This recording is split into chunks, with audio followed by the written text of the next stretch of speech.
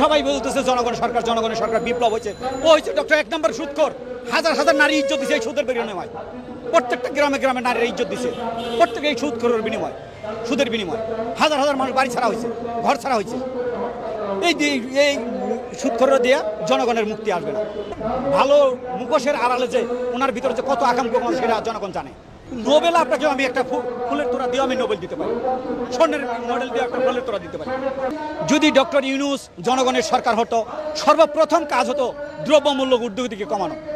আমাদের স্লোগান হচ্ছে ভাত দে, কাজ দে, নইলে গদি ছাড়িয়ে দে। আমরা অন্ন বস্ত্র বাসস্থান শিক্ষা চিকিৎসার বিধান চাই, আর কিছু চাই না। আমরা রাষ্ট্র ক্ষমতা চাই না, আমাদের গণতান্ত্রিক অধিকার চাই, অন্ন বস্ত্র বাসস্থান শিক্ষা চিকিৎসা।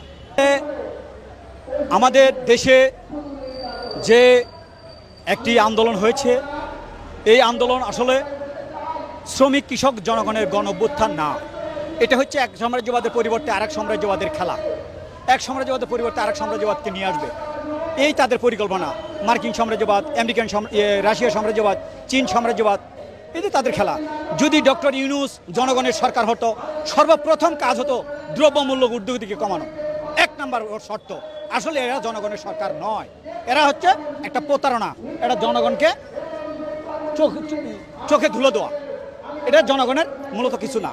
আজ আমরা সিএনজি চালাই, এই সিএনজির মালিকরা একের পর এক 1200, 1300, 1400 টাকা, 1500 টাকা পর্যন্ত জমা নিচ্ছে।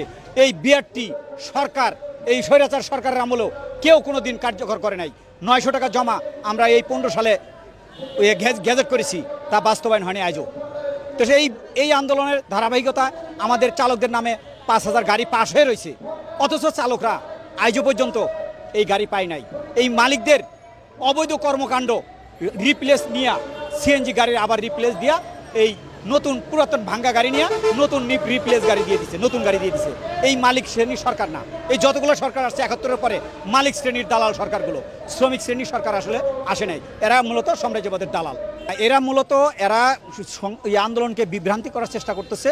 শ্রমিকের দাবি এবং অধিকার প্রতিষ্ঠা করার এই আন্দোলন বেগবান হবে, এটাকে বিভ্রান্ত করার জন্য তারা বিভিন্ন আওয়ামী লীগের দালাল ফালাল এটা সেটা কইতেছে।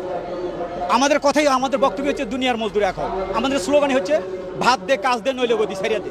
আমরা অন্ন বস্ত্র বাসস্থান শিক্ষা চিকিৎসার বিধান চাই, আর কিছু চাই না। আমরা রাষ্ট্র ক্ষমতা চাই না, আমাদের গণতান্ত্রিক অধিকার চাই, অন্ন বস্ত্র বাসস্থান শিক্ষা চিকিৎসা। আমরা এর বেশি কিছু চাই না। আমরা ওই যে যারা রাষ্ট্র লুটপাট করে, আমরা লুটপাটের চিন্তা ভাবনা করি না। আমাদের গণতান্ত্রিক অধিকার, আমরা এই রাষ্ট্রের নাগরিক, আমরা আর এর বেশি কিছু চাই না। মানবে না, এরা তারা সাম্রাজ্যবাদের দালাল, এরা রক্ত শোষক, এরা শোষক শ্রেণী, মালিক শ্রেণীর, এরা মালিকদের পাহারাদার। আজ দেখেন এই যে এই বাজার মনিটরিং আছে, দ্রব্যমূল্য হু করে বাড়তেছে, মানুষ ক্রয় ক্ষমতার বাইরে চলে গেছে। এর কি হয়েছে?